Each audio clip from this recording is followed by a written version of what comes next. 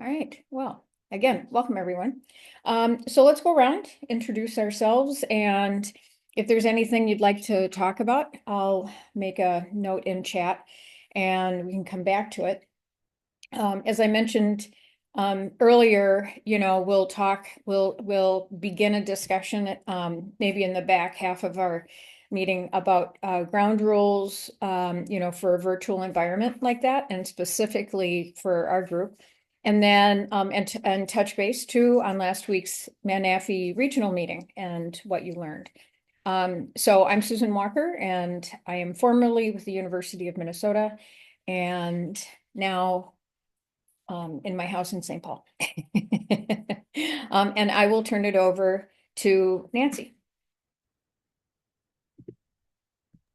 Hello all, I am Nancy Trahey. I have a bit of a cold, so I'm feeling improved. You know how it is. You start to feel better and you sound worse again. Um, um, I work for Albany area schools as a parent educator and home visitor. I retired from full-time work in early childhood department. I dropped the preschool, the full day preschool that I used to teach for them, and just kept doing parent ed. And I did not attend the MNAFEE meeting on Friday. I think mostly because it I have a very part-time job, and it was a bit of a financial commitment. I wish they would consider a retired discount or a part-time discount like they do for the conference. And I'll have to figure out who to give that feedback to. But our new coordinator did attend, and we did talk about it. And I'll turn it over to Naomi if she's able to. I am. Oh, I'm good. Naomi. So I work for Wayzata Public Schools as a parent educator full time. I do traditional ECFE classes. I work with our outreach program, and then I also um, am just starting into the home visiting world. So that's all the hats that I wear. Um, I did not go to the conference. Our district doesn't have they've never really supported financially for us to attend any of that. And I don't have the time to take off and teach classes and all that. So did not attend, but I'll turn it over to Greta. Lady. Hi, I'm Greta Nelson, and I do parent education for Cambridge Isani schools. And I also coordinate the early childhood screening program and do some coaching for pyramid model, whatever it takes, right, to combine a few different things to make it as full-time as possible. So that's what I do. I did attend the conference, so I hope some others did too, because I don't know how many notes I took, but I can try to share at some point. So anyway, otherwise I don't have anything else for today. Kelly. Hi, I'm Kelly. I am a parent educator up in northern Minnesota in Cloquet. I'm also, I guess, on the back half of my master's in licensure program, so that's working through that. I did not attend the conference. I don't know if there's anything else to add. I missed the prompt. Oh, if there's anything else you would like to talk about today. Um, uh, if we have a chance, it's not super urgent. I wouldn't mind talking about working with the children's educators and bosses in trying to get more cultural representation or ideas on how to do that in the parent room. Want to call on someone? Whoops, sorry about that. I don't know who's gone. I'm sorry. I had to restart my computer. I don't know what happened. It sounds like a rocket ship now, so I hope it works. Um, I don't know who went. I'm sorry. So Katie and Shannon just joined us. So Okay. All right. I'll say hi to Shannon. Hey, everyone. I know I don't join these meetings very often, but I thought I had a moment and I thought I'd jump on. Susan, how are you? I'm great. I'm considering this week. I know. Uh, Right? yeah, Yeah. yeah. I mean, putting the end of the world aside, I'm fine. Um, Yes. but, yeah, otherwise just dealing and figuring out and letting my emotions feel and Mhm. staying off of the computer and because I find it zero useful. So yeah, anyway, but Yeah, that's pretty much it. That's where I'm at as well. And I'm just here to listen, really. I don't have anything to talk about, and I can't stay for very long, but I thought I'd pop in, show my face, say hello to people that I haven't seen in a while. Hi, Greta. It's good to see you. and were you able, Yeah, it's good to see you too. It's been so long. I mean, I see you at MNAFEE in the spring. I ran into you I and know. well, but yeah, so good to see you. You Mhm. too. Naomi and Katie, good to see you. Nancy and Nancy, I feel like I know you. I've seen you before, right? Yeah, we may have met at one of the MNAFEE conferences. Probably. Yeah, yeah. That would make sense. Fairly new to this group, maybe 2 years. Well, that's not new anymore. Well, okay. And Kelly, of course, who's one of my students, one of my fantastic students. Absolutely love Kelly. So yeah, just here to listen for a little bit. good. Oh, Shannon, it's great. Were you able, did you attend last week's regional MNAFE? I did. Yes. That's one thing we are going to talk about. Love Um, it. and so your contributions will be greatly appreciated. Let's see, Katie. And Katie, I know that you are with us in two different ways. Are we able to hear you? No. Okay. So Katie Anderson is in Jordan. Um, correct me, is it a combined school district? Just Jordan, yeah, not just Jordan, but so in the Jordan School District, she's a parenting educator. Are you also doing, and you're the manager, right? You're the program manager. Oh, she's putting it in chat. She's the administrative assistant. Well, that's the program manager. Katie keeps everything going there, and she's also the parenting educator. So great. So anybody else? Anybody we've missed? Want to make sure everybody's here. Great, great, great. Okay. Well, let's talk about, I'm excited to hear about the conference last week. It looked like there were going to be some great updates from the state and all of that. So Greta, you said you were there, yeah? So Greta was there, Shannon was there, and then Nancy said that, oh, and Katie went. Okay, great. And so Katie will contribute her insights as well through the chat. And then Nancy said she had talked with her coordinator, so she got some information. So I'm just going to turn it over to those of you who attended. I don't know if there's a particular flow of topics that to cover or what would be the best way to talk about last week. Don't know. I could start off with like there were a couple of announcements, like so ECFE at the Day at the Capitol is going to be happening. So they talked about that. They mentioned it, the MNAFEE conference, April 9th to the 11th. They talked about that.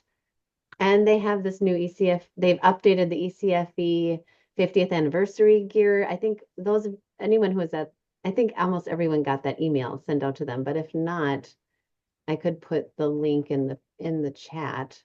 Those were a couple of announcements that were not, specific to the fall conference, but they were to MNAFEE if you want that information. Great. That's helpful. I'll put this in there. Okay. There's probably more announcements, right, Shannon? I mean, they had staff coming in, introducing themselves. Yeah, there was so me and Darcy, who are the new, hi Carissa. Good to see you. Carissa was there doing all sorts of fun stuff. We're talking about the MNAFEE presentation last week. Okay. I wasn't there actually. You weren't there? No, I was not there.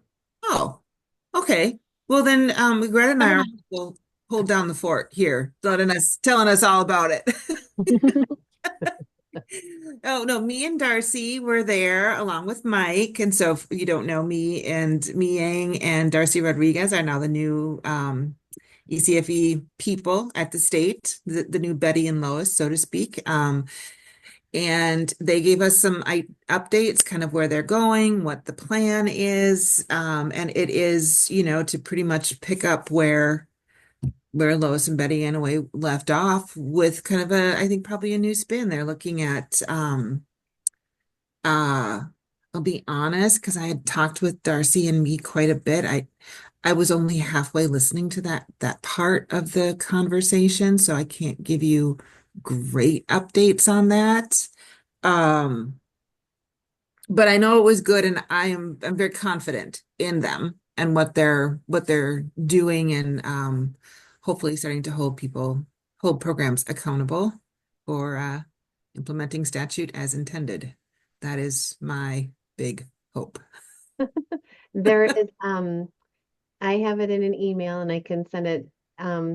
They have posted pieces out there on the site, out on on the state site, so that you can go out and see the the slides that they went through if you're interested, if that's enough information. Because I too didn't write things down because they were in graphic form and all that kind of stuff. I was just kind of trying to absorb.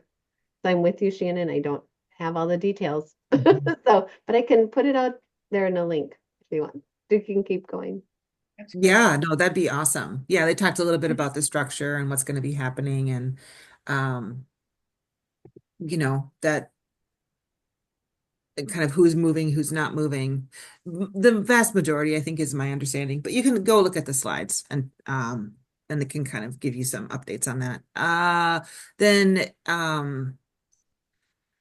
oh, Melissa and myself and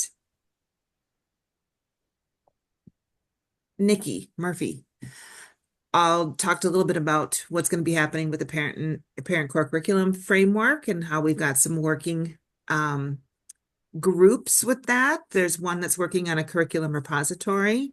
That would be me and myself and a couple of other people in this smaller group. There's some people who are working on professional development in terms of rolling out how to use the curriculum repository or the core curriculum.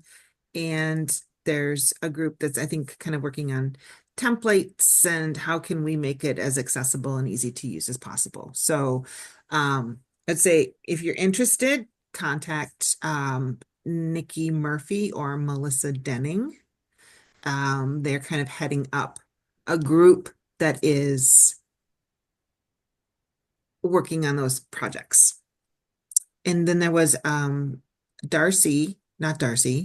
Lucy Arias from MDE. I believe that's where she's at, talking a little bit about the READ Act and what that was and what that means to early childhood. There's a lot of questions around that, and how do we make sure that the programming or what is taught in the new required training, such as letters, making sure that that is developmentally appropriate for our work with young children and parents of young children. And I think it is, but we do have to continue to remind people that play is learning, and we will not be doing drill and kill in early childhood.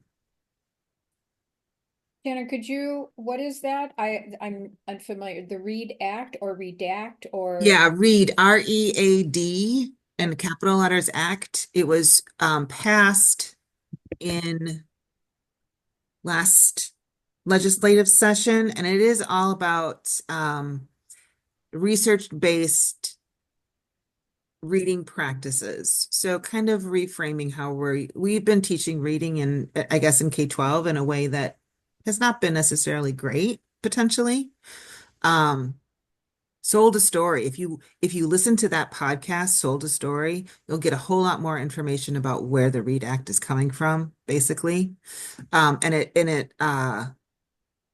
it just says that we need to use research-based practices to teach reading.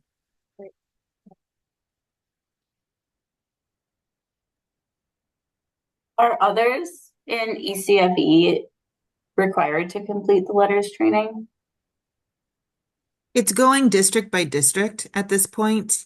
And some districts might be, That's my understanding, at least. I don't know a ton about this, but it is going district by district, who's opting in it's kind of a gradual rollout. And then in the districts, they're choosing who is going to be part of the training and when. That's my understanding. All of our early childhood teachers in the preschool setting and all of our sped teachers are all completing it right now, but ECFE staff has not been required. And they're what I have heard is at this point, they're not quite sure how it would pertain to our direct work with families. I think kind of to what you were saying, Shannon, where maybe it's not quite as age appropriate for especially those of us that are in like the birth to two groups. Hmm.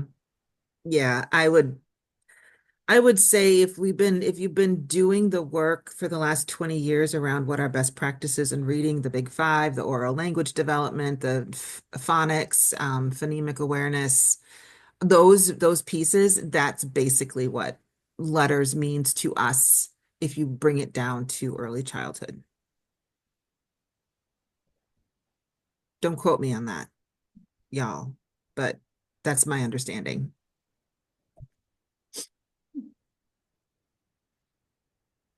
I'm going to, thanks, Shannon. Will come back to you.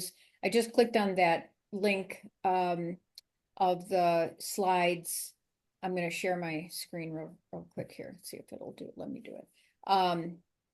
To, let's see. Why isn't it popping up?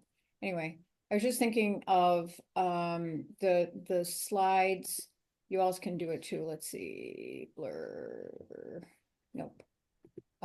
This is weird because I'm still on it. Which one are you opening up, Susan? I Just opened up the slides, the listening session. listening session to the new Department of Children, Youth and Families.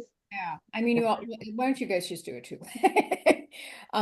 This is weird because I normally have the share button right there on my thing, and I think because it opened the internet, something screwy is going on. So anyway, so I'm gonna but if you look at it, I just thought that was specifically interesting because there's been so much interest in these new two positions, for at least 20 years now.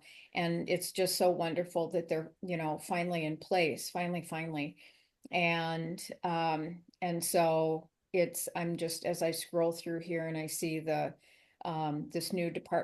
so there's two big things, right? So there's the new department of Mhm. Children, Youth and Families, and the transition, from the Department of Ed, right, to this new department. And then, equity. And then the two new people in place, Darcy and me.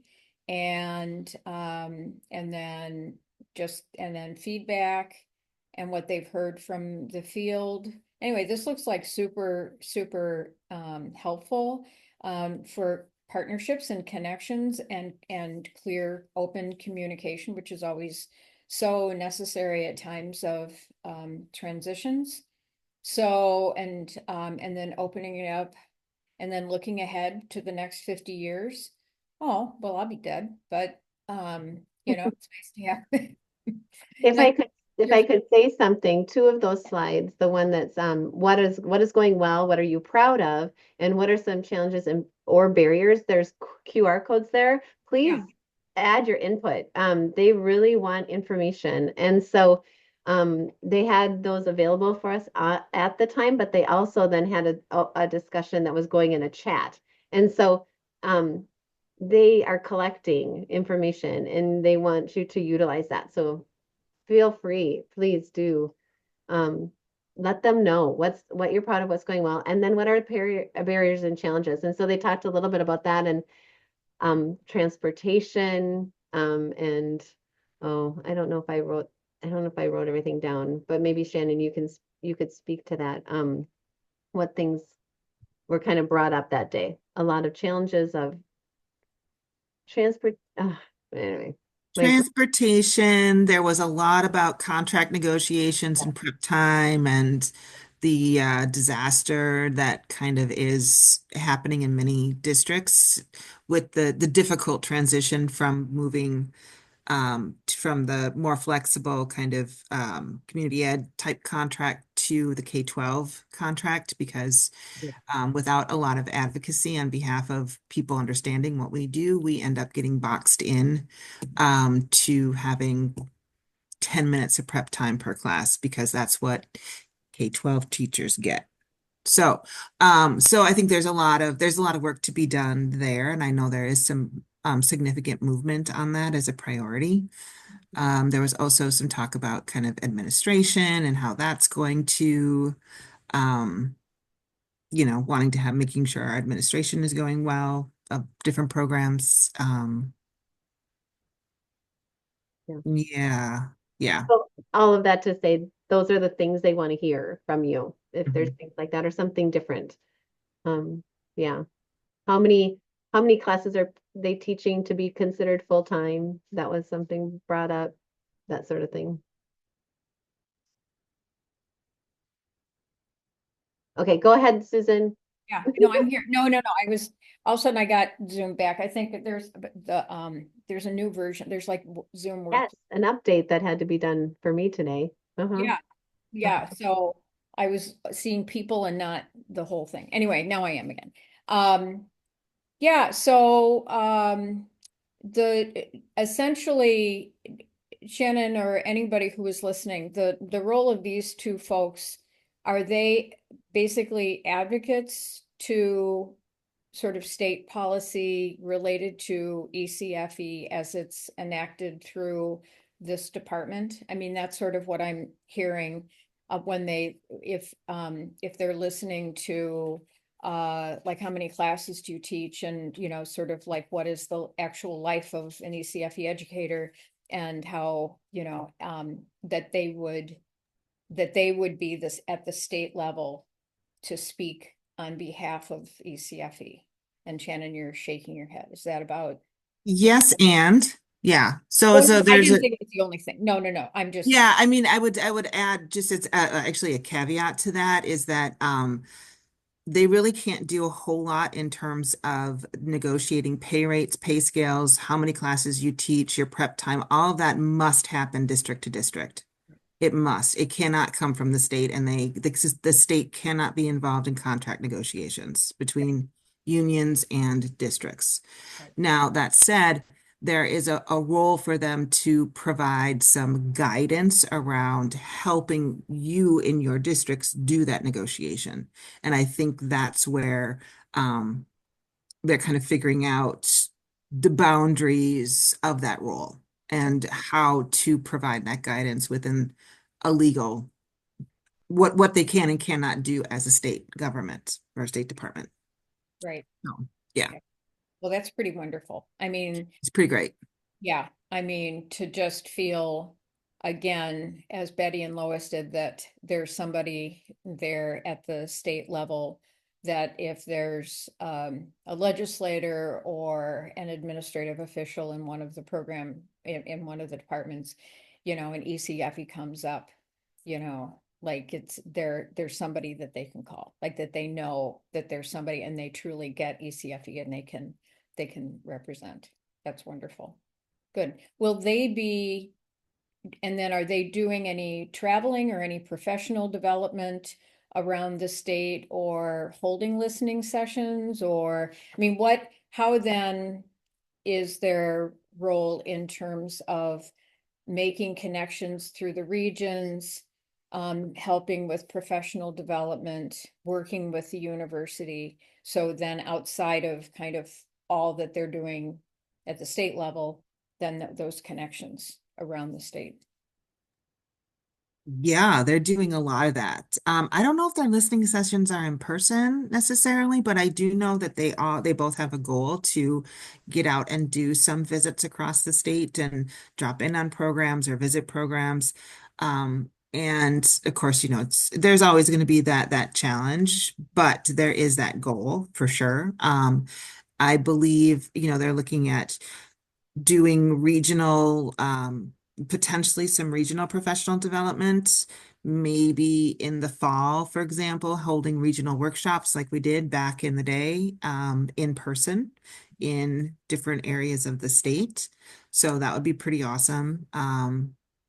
Uh, I think, the study that we did at the university, we're in communication with them around what we found, which is very similar to what they're finding in their listening sessions. I think there's a lot of a lot of good things I think that they're going to be able to do. Take a look at to hold ECFE is kind of how I think about it. They're going to hold it and have eyes on programs in a way that we have not had in 15 years, 20 years. Mhm. Good. And then what is their ongoing relationship with the universities? We're very engaged. We are talking with them, but the University of Minnesota for sure. We're talking with them probably like once a semester, every couple of months. We are holding kind of continuous conversations so that we're part of that along with MNAFEE. So like the Department of Youth, DCYF and MNAFEE and the University of Minnesota kind of come together as it's not an official group, maybe a kind of an informal group of just making sure there's that two-way communication. They're very aware of the challenges that we have in terms of preparing parent educators and early childhood teachers who understand ECFE, which is absolutely critical, as we all know. As Kelly points out, how do you communicate with your early childhood teacher and do that kind of stuff? And how do you do non-separating classes, and work with that early childhood teacher who may have never worked in ECFE or even understand what that is? So they're very, very, yeah, we're definitely working together, I would say. And um, yeah, it's a really good, as of now, really good relationship, and I don't foresee it getting anything but better. Good. And also with MNAFEE, is Mm. one of them on the MNAFEE board, like they'll be attending board meetings or Mm. okay, I don't know that one. I don't okay, know if they're going to be attending board meetings or not. okay. That's a good question. Um, and be like at the conference or, That I'm sure. I know they'll be there. yeah. Yeah. Yeah, because those statewide connections between the preparation of teachers, the support to teachers, Mm. the ongoing practice of teachers, right, Mm. is so critical. And we've been so short-staffed that it's been hard to make those connections, except for, waving down the hall at the St. Cloud Convention Center, or something. So good, Mhm. great. Well, good, wonderful. Does anybody, and then how's this new transition? So to me, quite honestly, I've seen it work and I've seen it not work well, in terms of moving family and child stuff to a separate department and sort of this tension between social services that oversee subsidies and that kind of thing, and then education and programming that provide actual programming. So if we take ECFE out of education, so will the education component for ECFE still be as strong and as potent? I think so. Okay. I mean, I think it's to be determined Right. who really knows, but I do feel like there are a few people still at MDE who know ECFE, and I don't know if Mike is still there. Um, I'm not 100% sure. My brain is not working super well today, as I don't think probably many of our brains are. But yeah, Mike's notes are really good for this. Great. Thank you. Yeah. But I think that, yeah, the answer is we're certainly gonna do our best and hold to it. And just Yeah. because we've moved departments, the statute has not changed. Okay. And that's the important thing. The statute remains the same. Right. Okay. Oh, I yeah. think I think that's what Mike ended up talking about a lot is where have we come from? And he shows that information on his slides. And he talks a lot about how it's really embedded and then what's coming up and where are we going. And his slides are always like a lot to read, but they're amazing. They have good answers to the questions. And they didn't really talk about that though, Shannon, did they? They didn't really talk about pros and cons of being out from under education at all. They didn't broach that subject that day. They just really talked about the roles of at the beginning in that first section, the listening section, the roles of the players that are over there now for us. So Well, honestly, I could see that though. I mean, that's almost takes an outsider who is looking at the big picture, who provides those pros and cons, like a policy analyst or something. I can easily see from their position as state employees, mhm. right? I mean, it's wonderful that, and I really appreciate your providing the links to their slides as well, because I'll put them in the video notes for today too. And I hope whoever that's also being shared through Friends of Family Education. But yeah, so I mean, I get that. I mean, that's what they're going to do, is to say, as my friend would say, it is what it is, right? And so we're moving forward. This is the way it is. And so, and like you said, Shannon, the statutes haven't changed. And, and the close communication with the people who are doing the preparation for the licensing, that's not, like if that just gets stronger, and then having the core curriculum, it's like it's all good, right? So it's just more in my own inquiring mind when there's big transitions like this, is kind of how it goes. So useful, very useful. Fabulous, you guys. Is there anything else about last week's regional meeting that you would like to share, or since we have very knowledgeable folks here, you'd like to ask them?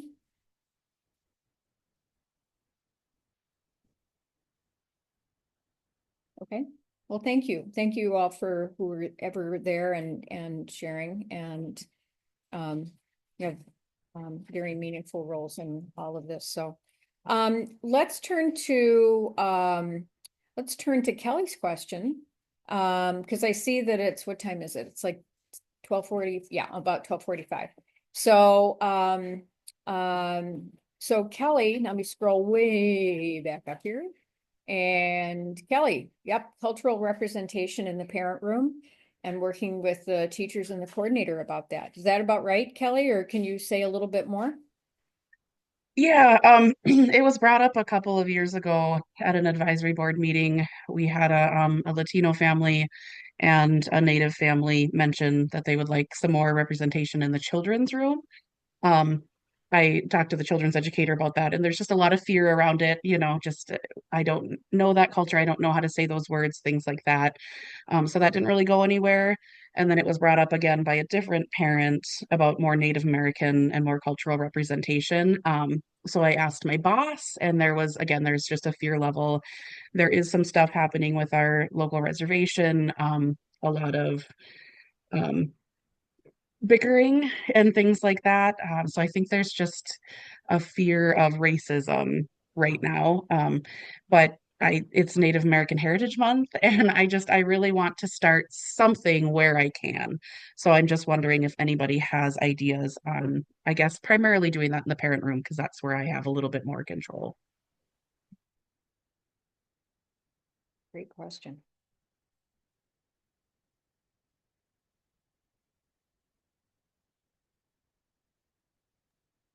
I don't have anything specific for you, Kelly, but it does make me think of setting the course in the classes to be talking about family systems, family cultures, the individualistic nature of that, and then also how do those get built by what we bring to the family from our history or what we bring from our own childhood. I know, just kind of broaching, having conversations about what's unique about your family, what's important to your family, what are you bringing, those kinds of conversations in parent ed, I guess, and then using that language throughout the semester, talking about anything around anything that we do, like And each family system is going to look a little unique in this, and just bringing that feel to that. But I'm sure there's other people who've done better work around specifically around the cultures that you're talking about. But I don't have much for resources. I know there's a grant. There's a grant out there right now to get books. Bookstore in the cities. They're doing a teacher's grant where you can get a library's worth of books, sorry, that's not very helpful, is it? I'll shut up. I'm just babbling now. Sorry. Maybe if I think of it, I'll put it in the chat. If there's a grant out there right now to get books that are sensitive. I don't know which grant. It might be the same one Greta's talking about. I know that our district got, or our program got one of the grants. And so every one of our early childhood classrooms got a variety of books. I think we'll all get a book per Heritage Month that goes along with that Heritage Month that we can have in our classroom. Within that grant, we got updated toys. So we have new dolls, a few new books, and just a few more like toy items that are in our classrooms now. I kind of would echo though what Greta is saying, like your control is within the parent ed room. And so thinking about how do we bring in conversations about just how our family shapes our child.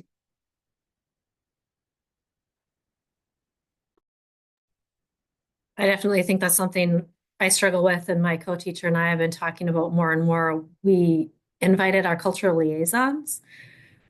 So we had one, our Hmong cultural liaison came last week just to observe, and she had done ECFE with her own kiddo in Owatonna. So she was familiar, and I'm not really sure how familiar any of the other ones are with ECFE yet, but we've got two more. We've got Hmong and our Latino. We've got two Latino, and one of them is coming next week. So that's super exciting for us, and they were very excited about coming. So hopefully now I feel like I've made that connection and can maybe pick their brains about some things but I had been thinking too, like we all have probably our group guidelines, and maybe putting something in that about being open. I don't know exactly how to word it, but just sharing, this is a place to share your history and your culture as well, because that's a huge part of parenting. And kind of adding that in. Like I said, I haven't quite processed that yet.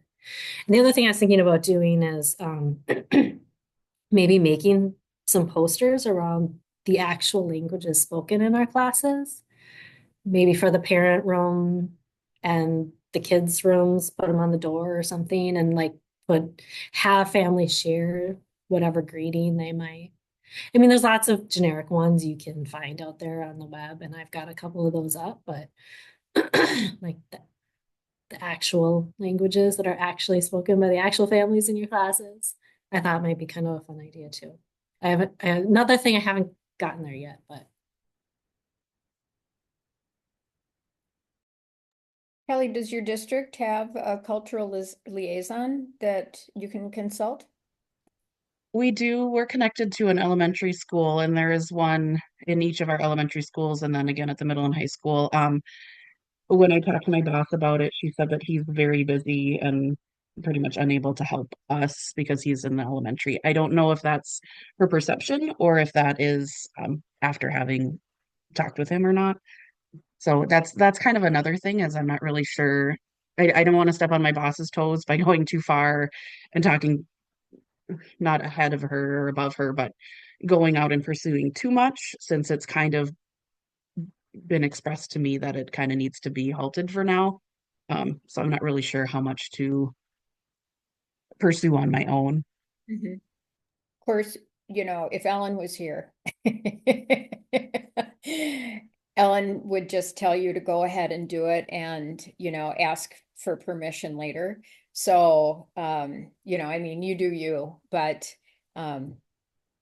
sometimes administrators, and I've done it too. You know, you want to protect other people by sort of fronting and saying, you know, well, they're busy people.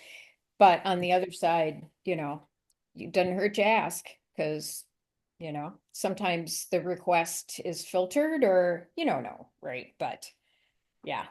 Because if it's a, I guess if it's a, that's exactly, Nancy, WWED, what would Ellen do? So, um, And I did check with our coordinator before I reached out and sort of said, is that something we can do? Does that need to go through you? And luckily or not, I think, and she didn't say this by any means, but like, I don't have time to deal with that. You do it. If you want, if you want, you do it, kind of a thing. So that it worked out. We don't have a cultural liaison in our district, but I'm thinking surrounding districts do. And maybe, you know, I could reach out to one of them. They might be interested in some kind of, you know, helping me in some way. You know, we don't have a lot of different languages in our small rural district, but we do have some. And in fact, for a while we had because we have neighboring districts that have very large Spanish speaking populations, there was some kind of grant that we were given to do some things together. And I don't think we have that anymore, but yeah, and Kelly, I would just wonder too about just in the community, right? Like here in the Twin Cities, we have a very vibrant Native American community. And I know one of the doctoral students that I worked with spent number of years fostering partnerships around early childhood with the Native American community. And you know, almost in preparation of knowing that she wanted to do something progressive and constructive with them, but knowing that as a white woman just coming in, right, that she need, that wasn't going to be overnight, right? And that but anyway, just the fact that if there is you know, if there are nonprofits or there are groups in your own community that you could also work with, right? And that just is a matter of, you know, outreach, or having a cup of coffee with someone, you know, and just, you know, and just sharing information, picking their brain, you know, whatever they would advise, you know. And there may be a speaker or somebody that you could bring in. But I would also echo what Greta is saying, you know, because we have a tendency of like very othering, you know, it's just like that, you know, we box ourselves into a particular identity. And so the more it's about building sort of what is common to all families, and how does culture reflect us as an identity for all of our families, and what does culture actually mean? And you know, it can also be just those norms and those practices that we follow, and it may be reflected through our religion as opposed to our ethnicity, or you know, whatever. And so but yeah, sort of coming back to what unites everyone and how families are very similar and yet unique, sort of like children, right? They grow universally, but they are all unique individuals. So yeah. Others, let's see, I'm looking here in the chat. Oh, it is Birch Bark. Yes, great. Thank you, Greta. I wondered if it might have been Louise Erdrich bookstore here in the Twin Cities. Yes. Yeah, fabulous. Grants of $200 per classroom to build diverse classroom libraries. First one closing November 15th. What's today? Today's the 8th or whatever. Mhm. Yeah. Well, that's how we're going to spend our weekends, isn't it? There's the Google form, fill it out. Yeah. Mm. Um,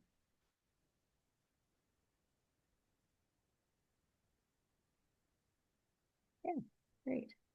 Mm. Um, Any other suggestions for Kelly, or Kelly, any other questions related to that for this group? Was I was just this, gonna say thank you to Carissa, and she said her goals, because I guess that's part of what I'm not sure too. Like even if I had somebody come in, kind of to Greta's point too, like it's specifically Native American, which I don't obviously have a problem with, but what how does that impact my parent time and parent-child relationships? And like what is the goal of bringing them in specifically to parent time? Because I have 100 ideas about what we could do in our classroom to be more inclusive for our children's classroom. But yeah, so the goals are helpful. Thank you.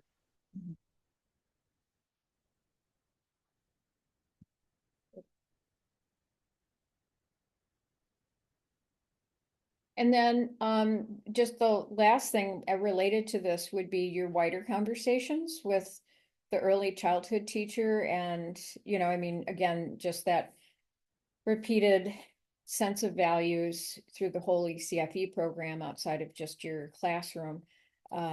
Does anybody have any suggestions or to Kelly about making those bridges around this specific issue?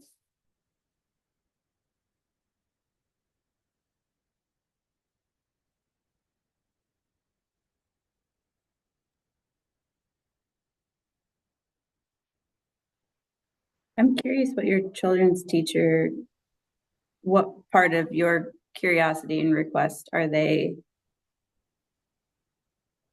hesitant towards? Like, if we bring in some books in our already established reading space in the classroom, what potential pushback could they be worried about? Or if the dolls are not all white, does that matter? I'm a little curious about their perspective of what you're asking for. And maybe just having a conversation about like what you see it being when we're looking at like culturally responsive in the room. What does that mean? Right. When I talked to her, and it was similar a couple of years ago versus recently, it was my children don't read, so I don't need to post the words. Because we had talked about like some of the parents had brought up, like instead of just having blue, we could put, the Spanish word and the Ojibwe word there. I don't they don't read, so that was her thing with that. I don't know how to say the words, so she feels like because she can't say them, putting anything up like a welcome, in Ojibwe or anything like that, she wouldn't know how to say it, so she doesn't feel like she should put it up. With the books, she was concerned. She knows that there's certain her example was, I don't know how true this is, that in Native American cultures, animals shouldn't be wearing clothing. So she feels like, what if we buy a Native American book that has animals with clothing? Or can it be on the same shelf as a book with animals with clothing? So she's really worried about doing it wrong, I think. And so that's kind of just preventing any growth there. As far as the dolls go, yeah, we have white dolls and African American dolls. So we don't have any Native American dolls, but yeah, so that's kind of what I got from her, was the fear of I don't know about that, so I can't include that in my classroom. So I just want to hold this up. These are Welch's, these are Mott's fruit snacks. And these little fruit snacks they teach Spanish on each little bag of fruit snacks. So I'm holding it up to the camera. Look at that. And who eats fruit snacks? 2 to 5 year olds do. Can they read? No, but somebody is going to point to the picture of that little blue fish and that is swimming, and they'll go, swimming fish, El Paz Natador, right? So they can't read, but they eat fruit snacks. And the person who gives them the fruit snacks is encouraging them to learn Spanish.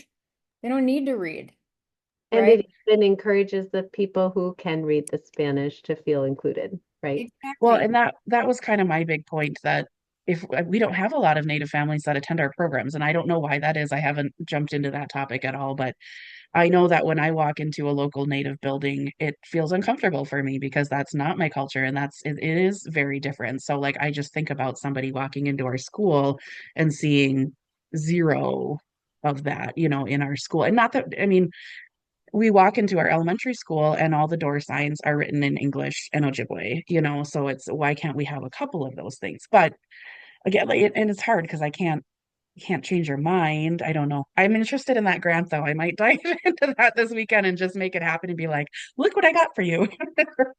Right. It's a start. Um, Yeah, the yeah, baby steps, baby steps. yeah, Sometimes there's such a, I know for us and this isn't about diversity, but it's about when somebody says, hey, we should do this. There's some of us who are always like, oh, but there's no budget. There's no money. So our first response is no, there's no da da da da. And sometimes I feel like as a program, we can feel so constrained, and limited because of no money. And so then that influences how I think about what else is being brought to my attention, or what else could I think about? And I'm going to transfer that over sometimes too. So I don't know about your situation, Kelly, but if there's a budget constraint, we don't have money to buy dolls, any dolls, no more doll. I mean, like whatever. That can be translated then into, or I don't have time. I don't get paid to put even English words on the wall, let alone any other words on the wall. I don't have money or time or something like that. And sometimes those are barriers that then transfer into areas that we know philosophically or at least programmatically we would definitely embrace and we would say yes to, but we aren't because of these other things that are going on, right? Um, That's very true. Yeah. so yep, that's why baby steps sometimes just a yeah, grant, woo, free money. That's like a yes. So then now we're in the yes mindset and we get all these great books. Yay. yeah. I mean, Kelly, the program that you're in at the U would not be around if there weren't those of us who were fighting and advocating every single day to administration said parent ed isn't important. We don't need to have a parent ed licensing program at a Research One university, right? That's not a good use of our resources. And right. So it's just like in your situation, like, why would we do that? The kids don't read, it's just like, I'm not comfortable. I don't know anything about parent ed. Why would I do that? Right. And so it's just like hanging in there and fighting the fight because of what you believe in. And you do it in small ways, you do it in big ways. You start with your parent room, you find money, you bring resources in, right? You create those partnerships, whatever, but yeah, I mean, and that's what gives us, at least for me anyway, it's like that's what gives us hope and keeps us going is that it's the right thing. And you operate within your little sphere of control, like you said, right? And and and then you cross your fingers for people to be replaced. Anyway, so well, I gotta go. Great conversation today, everybody. Thank you so much for sharing all the resources from last week. Kelly, I hope this helped a little bit. And please bring it back to the conversation as frequently as you'd like to, because we've all been in this situation, maybe not with this specific issue, but with other things. And as I put in the thing, somebody said in my choir the other night, reflecting on the election, our hope really does lie with revolution from within. And so, and not just big elections and things like that. So, well, great. So I will see you all next week. And again, thank you for sharing the resources, the links. I'll make sure that they're there with the program notes for today. So, yay. Bye, Bye. everyone. Right. Bye-bye.